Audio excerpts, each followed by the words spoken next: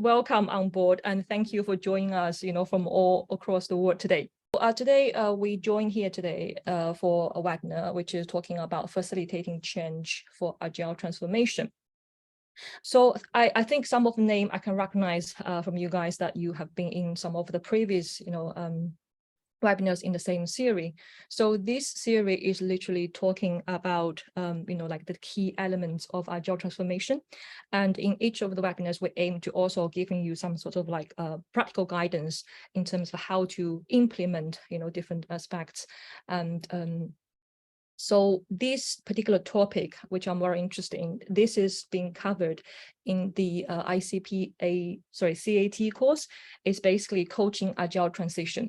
Okay, so what we're doing here is we are giving you a very quick flavor of what we are talking about. What are the key things you need to keep your minds on when you are in this Agile transformation journey? Okay, so this webinar series has got 4 webinars, and we already covered the first 3.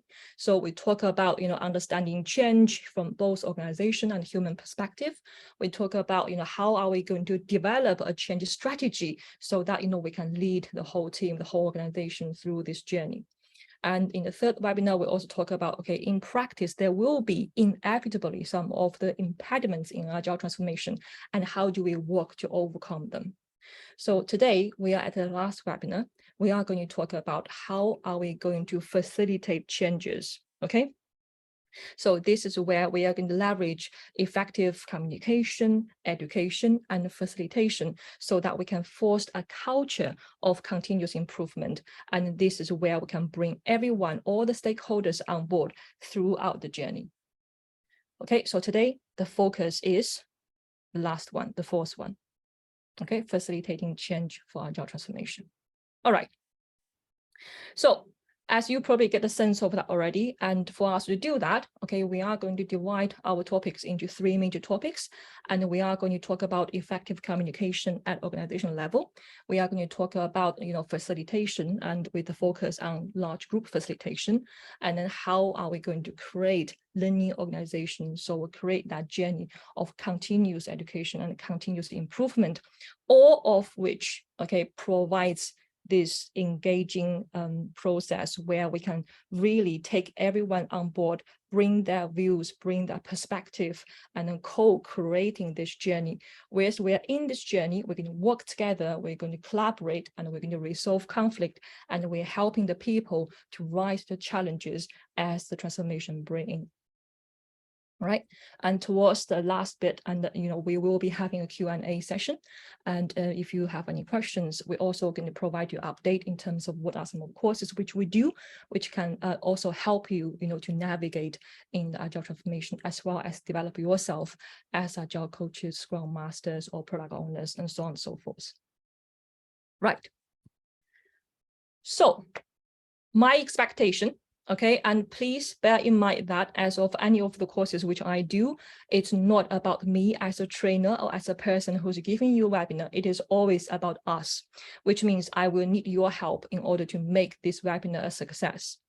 So that means when I'm asking a question, okay, I expect you to actively participate and then provide me what your thoughts or what your answers would be. Please bear in mind, there's no right or wrong answer. Okay, it's always for opinions, perspective, and I'm absolutely okay with that. So tell us what you think, or tell me what you think, and that's good enough. Right, and the whole journey for the webinar will be between 45 to 60 minutes.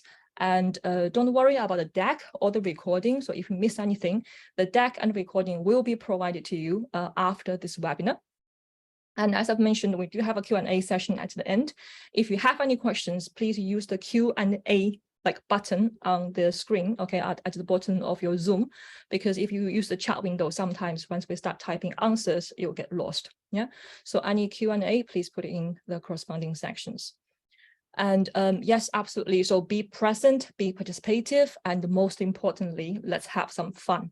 Yeah, and if you do want to use the chat window, please make sure that you reply to everyone, so everyone in the room can see it, versus only me and my colleague as the panelists and are able to see it. Okay, I think that's good enough starting. So let's crack on with what we started off as the first topic of the day. We're talking about communication at organizational level. So before I'm going to dive into my slide, and I have a question for you. We work as professionals and we all, one way or the other, being involved in some sort of a communication in the organization, okay? So given your experience, okay, you might have been the recipient only for the communication, which is fair enough. And you might have been the part of the team which have planned it or drafted the communication messages to the rest of the team or the rest of the organization, which is even better. It doesn't matter. But from your experience, I'm curious to find out, right, based on your experience, your knowledge, if it's one piece of advice that you can give about communication in organizations, what would that be? Okay, again, no right or wrong. Have a think of my question, please. If you can give organization or anyone, your colleagues, about a particular piece of advice, one advice about communication, what would that be? Okay, so please use the chat window, okay, and tell me once you have got some ideas. Just one, okay? You might have a lot to say, but I'm only looking for one, please.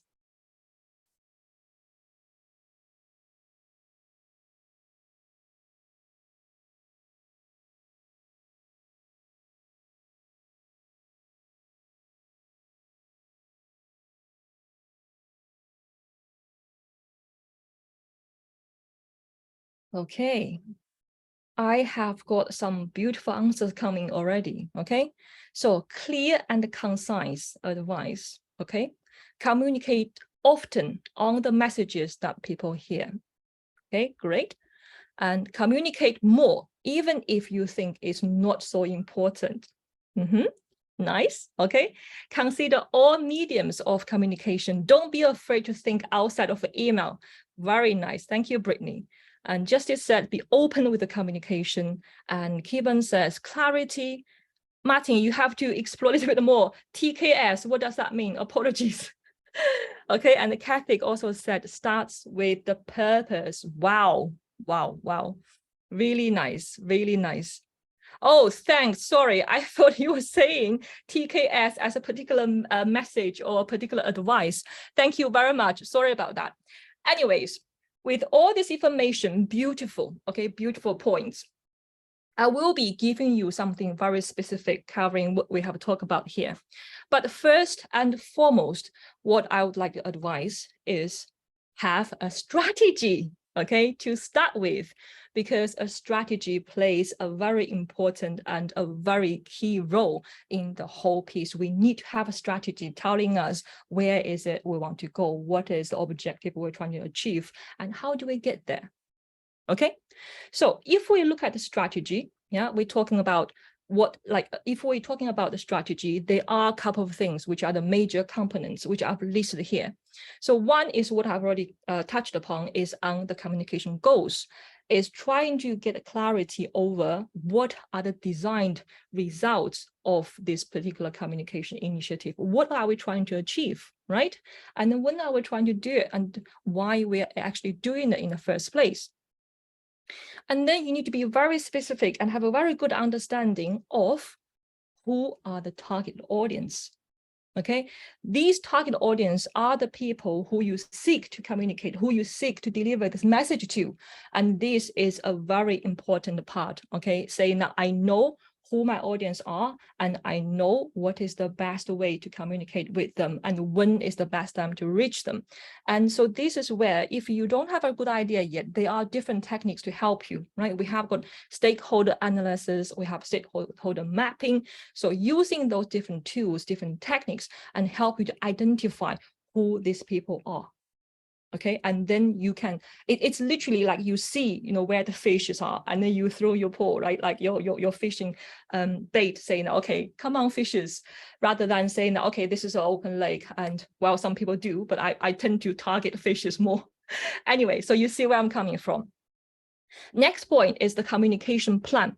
So this is literally an outline of your strategy in terms of, okay, so what is it I would like to achieve over what kind of a schedule, and who is going to do what are the responsibilities, accountabilities. So literally I am planning out, what messages, when to deliver them, who do I need to deliver this to. And then as we progress, we can literally monitor the progress and how successful we are. If we think we have tried some particular ways of delivering message, it's not successful. Let's say that 10% of the people come back to us versus our target is like getting 80 people to reply. And then we might be changing our ways of being, saying, okay, let's try something else. So you have to have a plan, right? And you have to outline all these steps or milestones in terms of how do we get there. Okay, the last one is communication channel. So these are literally the channels through which you intend to achieve your goal. So someone has mentioned, try something else apart from email. Email is one most common ways for us to deliver any messages. And what about some companies, you have got an intranet, right? So when people log in automatically, you can have a very big, concise information or piece of advice or whatever on your intranet, so that people will get first instance, they'll be able to see it clearly. And what about some people has got town hall, some organization has got town hall. So literally all employees will join, and this is a great channel for a leader to cascade a message out saying that, okay, we have got this amazing opportunity for agile transformation, which is coming down our way, and this is what we're trying to achieve, and this is the reason why we're doing it. So there are different channels, and we can deliver the message. And so think about those perspectives as well. Right. So strategy, plan, and then these are very important because these literally provide you a very clear pathway so that organization and people, you are aware of what is coming. It's all about setting expectations, managing expectations, and deliver expectations. Yeah. So you have a way, a path going forward, which is very clear. Now, if I may, let's drill it down a little bit in terms of, if we're looking at the detail level, what are some of the key advices or some of the key practices which we should probably apply? And this, you might find this familiar because this echoes a lot on what you have mentioned in the chat window. Okay, so what does that mean? So first of all, okay, take a look. I've mentioned here, prioritize inspiring leaders and showing what leadership looks like in an agile world. So remember, we are trying to bring agile ways of working into organizations which we're working with. So leadership plays a very important role. Okay, and sometimes leaders, they have misconceptions about what agile transformation actually means. And then people think, if we become agile, that means we're not going to have the hierarchy, and I'm going to lose my management, I'm going to lose my control over the team. I won't be able to have my voice heard as a leader anymore. And we need to make sure that the leaders actually understand what agile actually means for them. And then sometimes you can literally, giving them what they need. There are some workshops like Go and See. So literally invite leaders to talk to some of the champions, who has already adopted Agile, showing them what it's like. And then also I've seen some organizations, they have got Agile leaders, have got this session, which is called Ask Me Anything. Yeah, so it's literally an hour. And if you're interested, if you don't know what that word looks like, let me join this session. Let me hear from the people, from the insider, saying that this is how things are, this is how ways of working are, and there's nothing to be scared of. So if you can have those inspiring leaders to show and tell how things are like in Agile world, and that will make this journey so much more easier. Okay, next one. Start with why. Some of our siblings in the room has already mentioned, saying that, we need to explain to them why we're doing this. Absolutely. Okay. So Simon Sinek has wrote a book about starting with why. And literally he was talking about a lot of organization, individuals, like he has got like golden circle, right? In the center, it says why, and then outer circle says how, and the last circle says what. So he was saying that a lot of organization people starting from the way in, we start with what we do, how we do, and why we do, but actually it should be the opposite way. So if you start with why, that will give people more drive.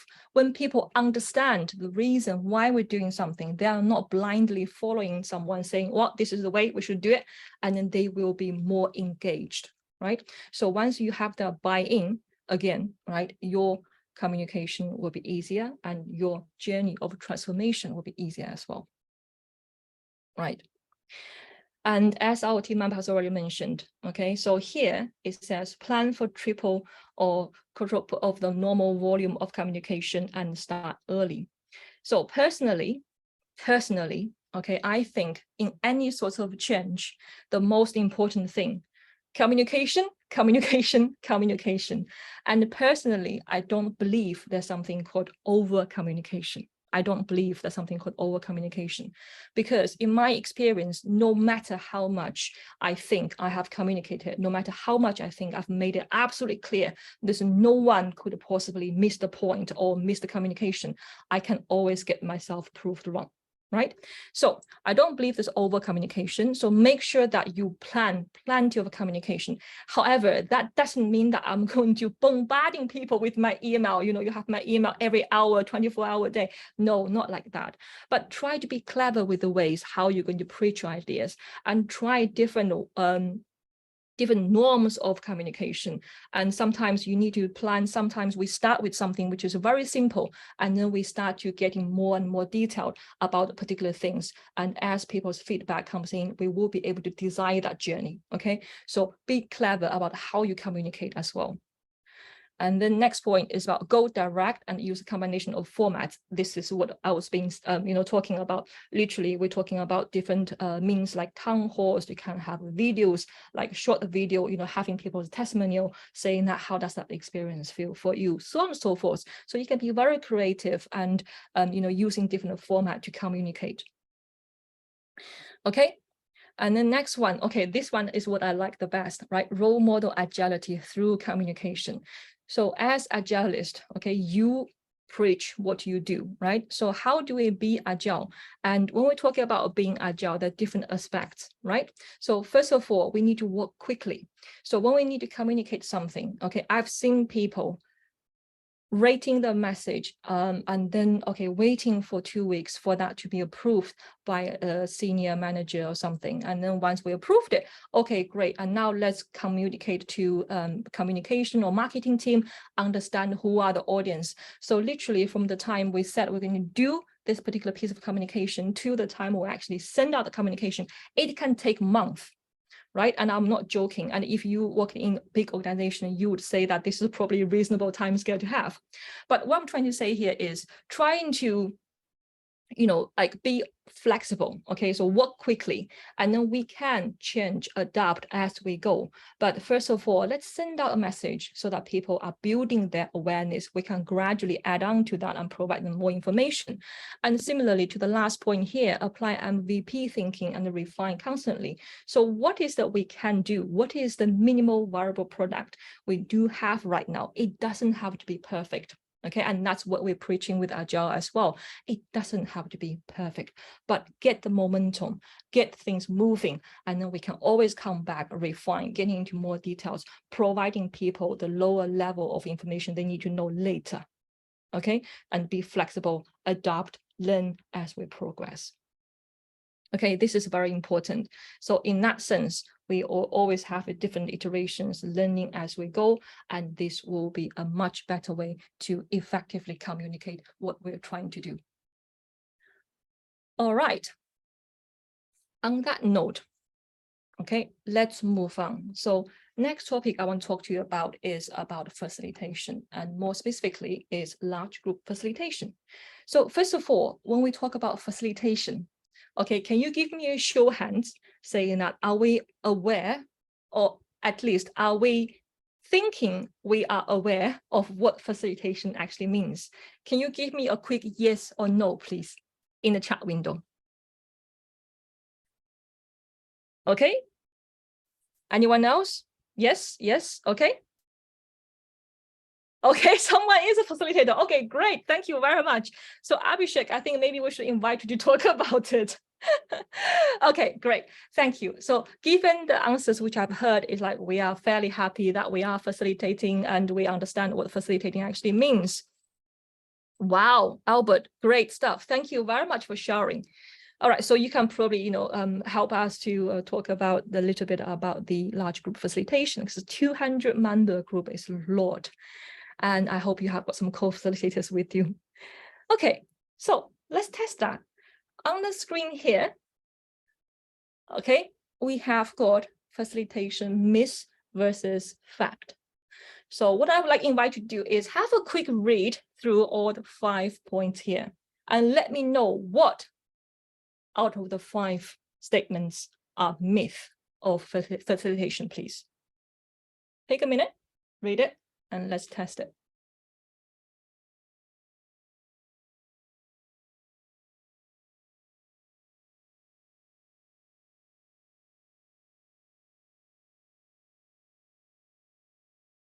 You can just give me a number, that should be fine. So I'm asking you, what are these myths? Okay. Okay, all myths. Any other ideas at all? Or are we in consensus saying that we agree they're all myths? Anyone anymore?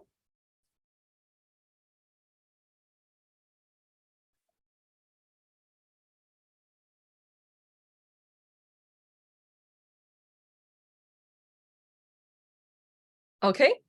Okay, slightly different voice, 2 and 5. Anyone else?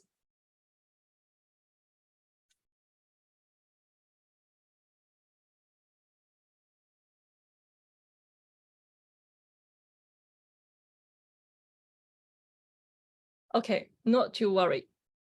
So I think this time we're going with the, okay, thank you very much. We're going with the majority, okay? And all of the 5 statements, they are myths, right? So when we talk about facilitation, let's have a very quick go through. What do we mean? So facilitation is about a process. Yeah, so it's about understanding what is it, the goal that we are trying to achieve from the workshop, the meeting, or from the organizational, like a big gathering, whatever that might be. And also it's about keeping the group on the agenda and then make sure that we move forward towards our goal, to achieve our goal. So it's about process that we're trying to involve everyone in the meeting, and then especially someone, well, comparatively a bit quiet, and let's also use different facilitation skills to draw them in and then to actually get their understanding, saying that, what are your thoughts about this particular topic, so on and so forth. So it's really about voice everyone and then make sure that we are progressing and we are trying to achieve the goal together, okay, and reach decision and in a more democratic way.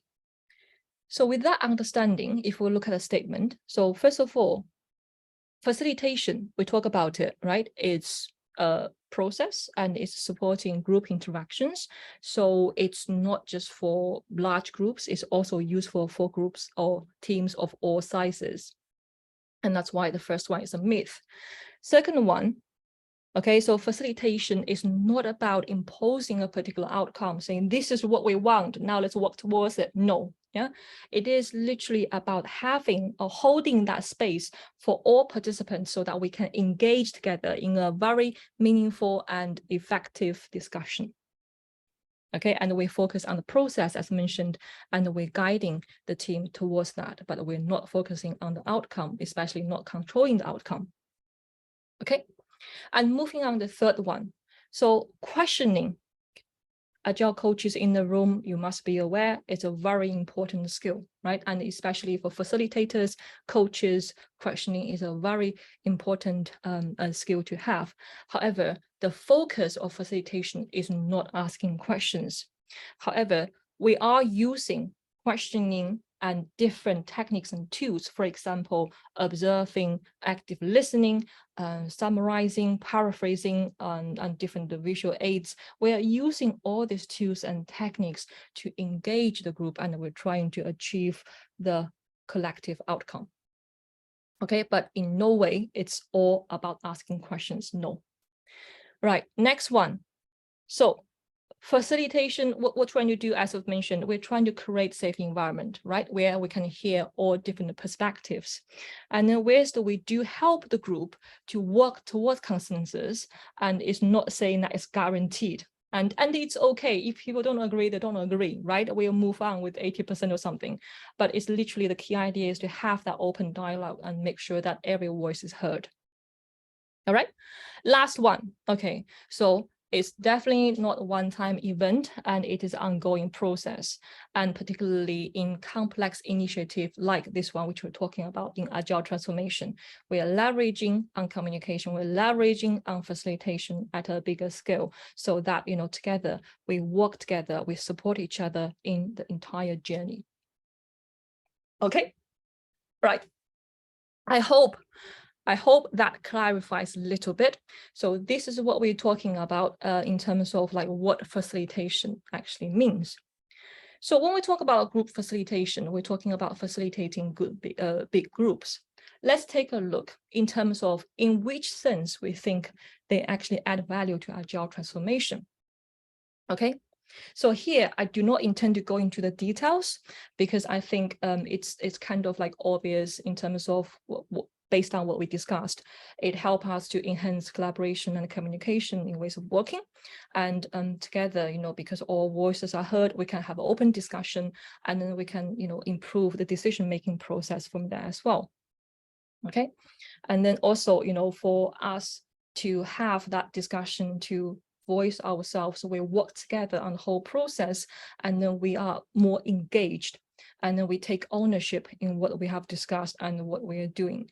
And that would literally helping us to actually become more like have more buy-in in the collective outcome. So for us to work together, right, with the facilitator in the room, and we can have those things like all laid out, and then we can like have more engagement and buy-in in that. One thing I want to ask you is, I list out conflict resolution here. Conflict, ladies and gentlemen, is it a good thing? Yes or no? Or is it a bad thing, do you think? Is conflict a good thing or a bad thing, according to you? Can you use a chat window, please? Okay, we have got some absolutely good, both. Okay, Helen says both. Thank you very much. Anyone else?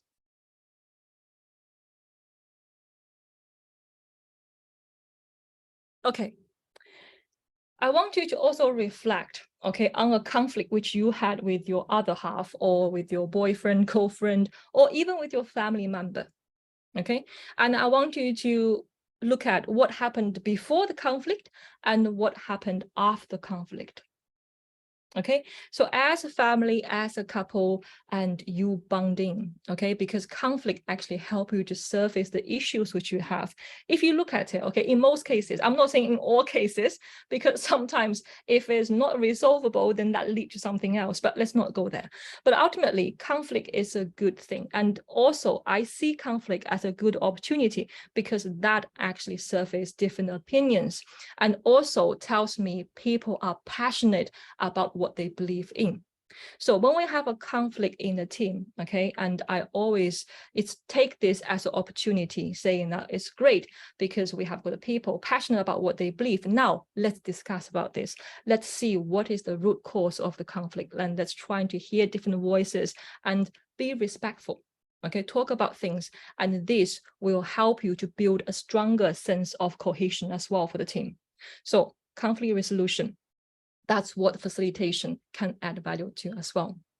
Okay, and following on that, we have got process improvement, adaptability. Obviously, as we talk, as we improve as a team, and we will notice the opportunities where we can, literally leverage on, and we can getting better in what we do. So having new practices and adapting to new processes, and that's from that end.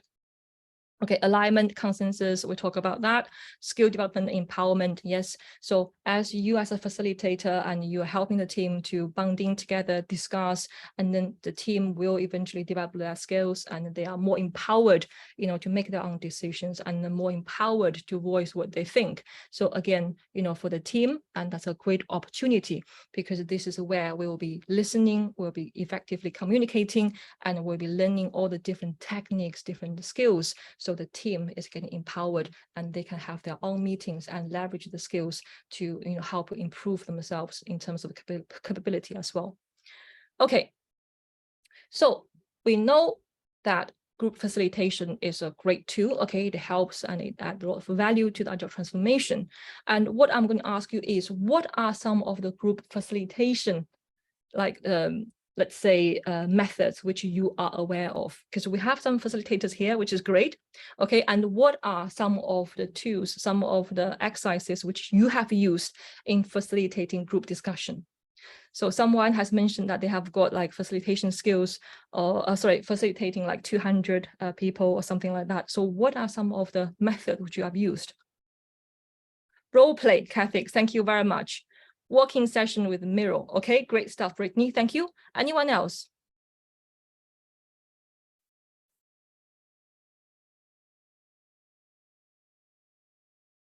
Whiteboard mural. Okay, so that's some of the tools. Okay, great. Right.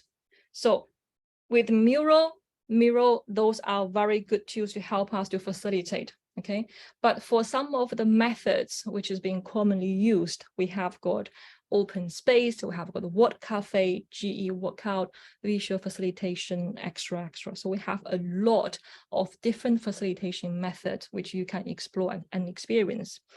The major reason why I want to mention here is that be aware. Okay, so when we're talking about different techniques, for example, we have got here What Cafe. These actually involving setting up. So when you have a large group, you can set up small table or small station, and where people can have form into a small team, they can discuss, and then say, let's say after 20 minutes, they can move on to a different table and they will have a different question. So this is how we're going to rotate them to different tables, engage them in different conversations, and help to capture different ideas. Okay, and this is very effective in terms of helping you to collate different ideas in an effective way.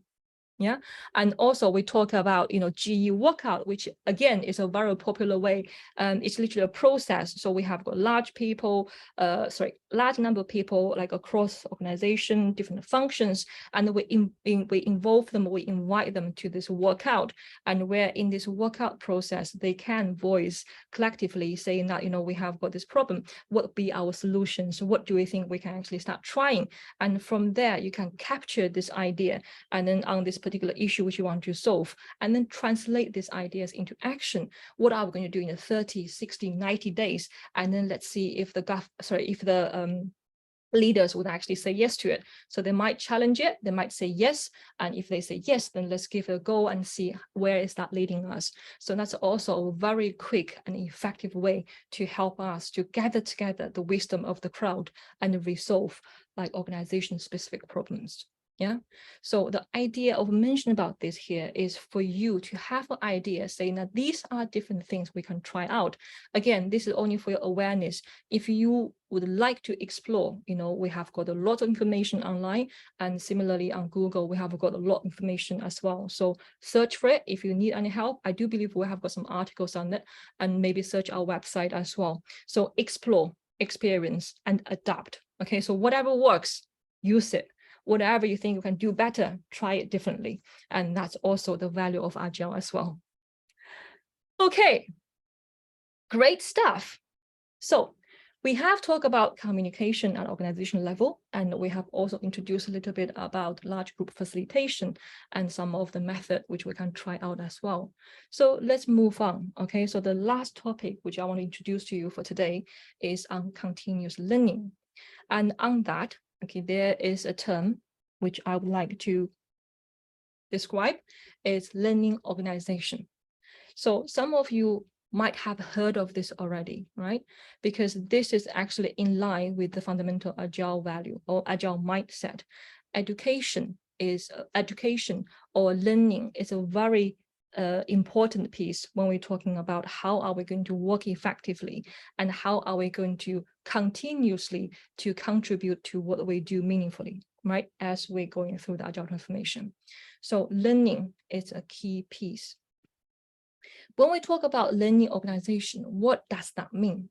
Okay, so here we have leveraged a definition from Peter Senge, and he actually has got a book called The Fifth Discipline.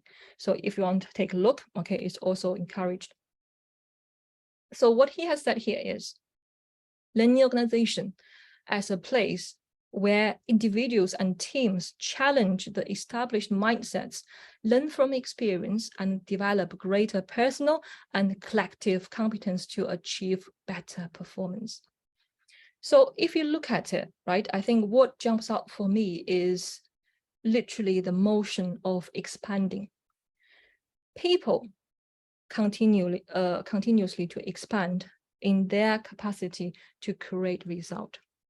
People expand new patterns, new ways of thinking, and people continuously to learn and learn together. So as collectively we learn together and to achieve better performance. So really, okay, and for us to expand, for us to work on that end, and there are different things which we will introduce in a lot more details in the ENT. I think when we talk about ENT, is an enterprise enterprise coaching course. There's a lot of focus because this is when we talk about system thinking. Okay, how we're going to jump out from the box, looking at as us, our function in the bigger system. How do we contribute, as a team in the bigger system of organization? How does organization contribute to the society? So looking at a bird view, saying how things are, and then how we can help the organization, how we can develop ourselves to achieve different personal mastery, and how we can apply different mental models. Okay, so we talk about different mental models, and then so on and so forth to achieve the organizational vision. So these are some of the stuff which we're not looking details, but I want you to be aware, okay, and from the learning organization perspective. All right, so we understand what a learning organization is, and then some highlights, okay, on the benefits of a learning organization. So learning organization can help organization as well as individuals, like people, from different perspective. From the people's perspective, okay, we employ, from the employees' perspective, we can help them to improve productivity and efficiency, right?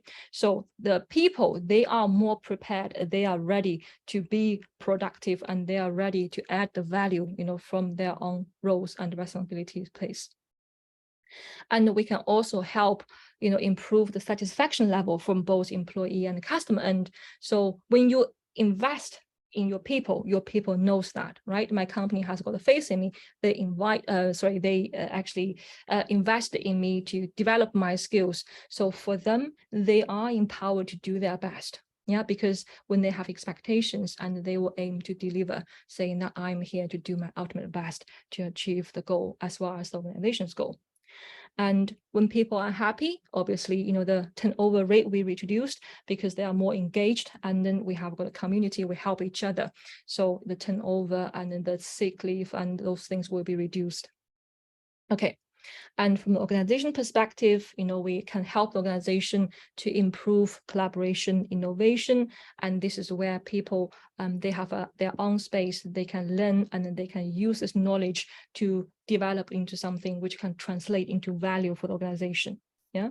And then lastly, we have got individuals' corporate ability to constantly change and adopt. So this is very important for organizations which are in this currently VUCA environment where things are not stable, everything is changing so fast. So for us to stay on top of the water, what do? We keep on swimming, right? And for us to survive in this world of complexity and volatility, and this is where we continue adopt, we change, and we make sure that we can thrive in the constantly changing environment. Okay.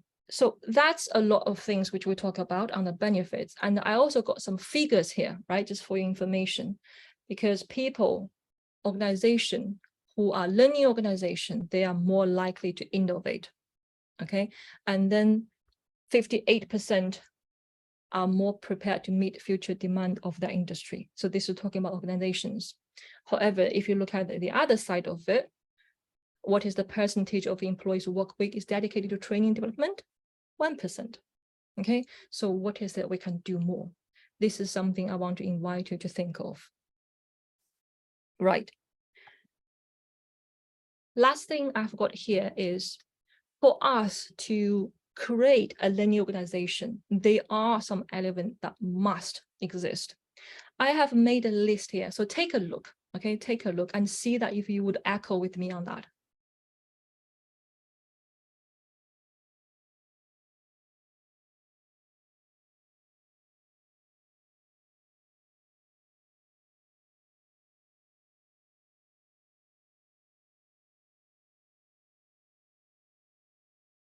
Okay. Thank you very much. Thank you. So some organizations, this is what I observed, okay, they actually take a lot of effort, a lot of investment in fostering their own people from the education, development, leadership development, so on and so forth, different aspects. So they invest in their people and then they want to build their own kind of like a human resource intelligence. And one of the famous example, okay, which is known for learning organization is Google. So if you look at the quote, which we've got here from Google's VP, and then she actually said the goal at Google is to provide the right learning to the right people at the right time. Okay, I'm not going to drive into this, but if you think about it, okay, that can translate into many things. So for any organization, if you would like to become a learning organization or force yourself to become like a learning organization, what are some of the key things that must present? So first of all, everything starts from the leadership, right? As leadership team, you need to recognize, saying that, being a learning organization is important for your survival in the current marketplace. And also you need to recognize the importance of the investment in your people. Okay, some of the organizations are better and some of them are not so, but ultimately it's about having that opportunity and encourage employee to become, aware of what is going on, and the learning can be specific to their knowledge set, like what is specific to a role, or it can be more broad. So it depends what is more relevant. Different organizations has got different schemes in terms of what is you can learn. A lot of organizations which I've been working with, because they're large organizations, they have got online portal, which is linked to other external portals. So you can have access to different learning platforms, and then where you can search for courses, which is very relevant to your own domain. Okay, and I find that very useful. And next one I've got here is content-centric push versus learning-centric pull. So push and pull, right? Two different directions. And you don't need me to tell you what is more important. However, if you reflect on what is happening in some organizations, I think probably we are more leaning towards the former versus the latter. Yeah, because we're saying, okay, by this date, and you have to do X, Y, Z, and then we tick the box saying that you have complete this particular training and for your role. And what is more effective is doing the switch instead of pushing it and trying to understand from employee what is interest to them, what is it they think that they need some help on, or they need some training or some development on, and then change that direction, because that will create a whole lot of different motion, okay, in the drive of learning, as well as in the effectiveness of the learning as well. Okay, so the third point we have got here is, please be mindful. Okay, learning is a process, it's not event. We do trainings ourselves. We provide Agile, certified courses, and this is what we always, emphasis on people towards the later part of the course. Before we finish, we inform people learning is a starting point, right? You have got a certified, great. What is going to do next? Because ultimately it's not one-off event. It's not something, yes, I tick the box, now I'm ICP, ATF certified, and I'm happy, I'm facilitator. Great starting point, but it's also a process. Yeah, so it's a continuous journey which will help yourself to grow as well as help your organization to grow. Okay, so from there, and we also mentioned learning happens in real life, because one thing I strongly believe is what you learn from books or what you learn from any of the training courses is knowledge. And ladies and gentlemen, I don't believe knowledge equals to capability. Okay, so knowledge and capability are two different things to me. So for you to translate knowledge skills into capability, and you have to practice and you have to link it to your real life. And in terms of what I know, how do I apply it? And once I start applying it, and I'll have new learnings. So knowledge and capability, they will reinforce each other. And this is how you grow. Okay, that's according to me. And also, I strongly believe that learning is personal, also social, okay? Because when you talk to people, different aspects will bring you new insights. And then for me, a social interaction is very important in learning as well. Lastly, please be okay, to try something and work out. And I have this experience. I learned something from facilitation. I want to try it in my team with all the confidence. I'm going to make a huge success. But then, the reality just slapping on my face saying that, nope. And I accept that. So it's okay. And make sure that, your people feel safe to try and to fail as well. Yeah. And then fail, by the way, there's a new interpretation to fail. So fail equals to, can anyone tell me? F-A-I-L? Okay, so maybe not from our courses then. So failed, according to me, is first attempt in learning. Okay, so that's your first attempt in learning. It's not fail, but you tried it and something works, something doesn't work. How can we adapt? How can we do something different to make things work? This is what I would like to, keep a note of and then be aware of that. All right.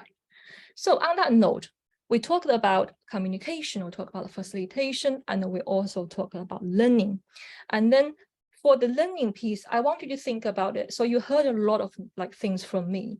And then for you to help your organization and foster a learning organization probably in your team, in your organization, and what is the one simple thing you can do?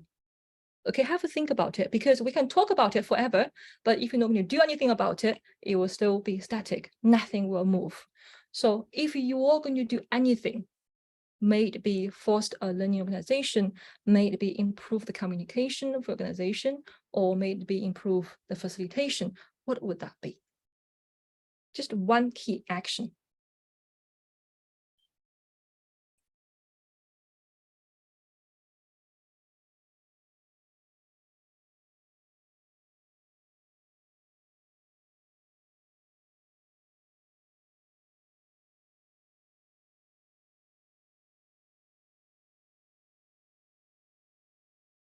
Okay, so thank you very much. So with all this information, okay, what I would like to do now is, so we talk about this is a part of the courses which we do. And I would like to give you some sort of pathway in terms of what are some of the trainings which we do in Leadership Tribe.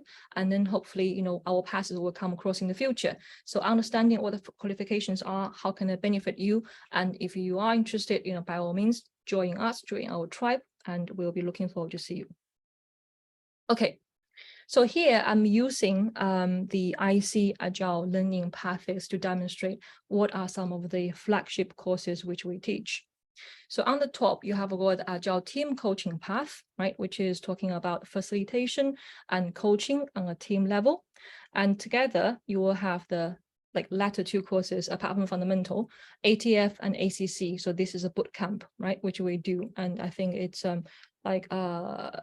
16 hours, if I remember correctly.